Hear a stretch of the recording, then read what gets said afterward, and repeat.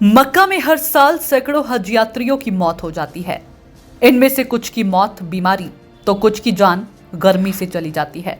यहाँ औसतन तापमान 50 डिग्री से ऊपर ही रहता है, जो किसी भी आम इंसान के लिए सहन कर पाना आसान नहीं है।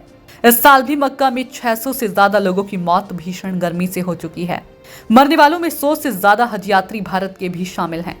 सबसे ज्यादा मिस्र के हज यात्रियों की मौतें हुई हैं।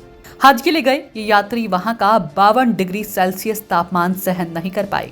इस बीच सवाल ये उठता है कि क्या मरने वाले हज यात्रियों के शव उनके देश वापस भेजे जाते हैं? अगर ऐसा होता है तो यह कैसे पता लगाया जाता है कि मरने वाला हज यात्री किस देश का है? यदि शव वापस नहीं भेजे जाते हैं तो फिर उनका अंतिम संस्कार कहां और कौन करता है? आज के इस वीडियो में हम आपको यही जानकारी देने वाले हैं। लेकिन आगे बढ़ने से पहले चैनल को सब्सक्राइब और पेज को फॉलो जरूर कर लें। तो चलिए शुरू करते हैं। बता दें कि ऐसे मामलों में सऊदी अरब के हज संबंधित कानून में साफ तौर पर इस बात का जिक्र किया गया है कि यदि हज के दौरान किसी व्यक्ति की मौत हो जाती है तो उसका शव उसके देश में नहीं भेजा जाता, बल्कि उसे सऊदी अरब में ही दफना दिया जाता है। हज यात्रा की तैयारी करते वक्त हर व्यक्ति हज से संबंधित एक आवेदन पत्र पर साइन करता है, जिसमें लिखा होता है कि यदि सऊदी अरब की जमीन पर या आसमान में उसकी मौत होती है तो उसके शव को वहां दफना दिया जाएगा। उनके परिवार या फिर उसके परिजनों को भी किसी भी आपत्ति को स्वीकार नहीं किया जाएगा।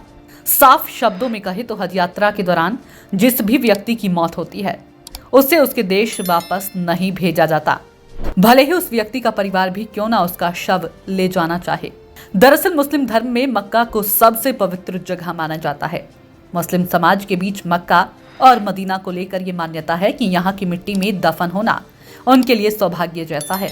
कई लोग जब हज पर जाते हैं तो इस बात की ख्वाहिश भी करते हैं कि यदि मौत आए तो इस यात्रा के दौरान ही आ जाए, ताकि मरने के बाद उनकी आत्मा को शांति मिले। वही सवाल ये भी उठता है कि आखिर मरने वाले शख्स की पहचान कैसे होती है? तो आपको बता दें कि सऊदी अरब की ओर से उन्हें एक कार्ड दिया जाता है, जिसे यात्रा के दौरान वो गले में पहनते हैं। साथ ही उन्हें हाथ में पहनने के लिए एक ब्रेसलेट भी दिया जाता है, जिसमें उनकी सारी जानकारियां भी होती है। इसी से उनकी पहचान भी होती है। आशा करते हैं कि दी गई जानकारी आपको जरूर पसंद आई होगी।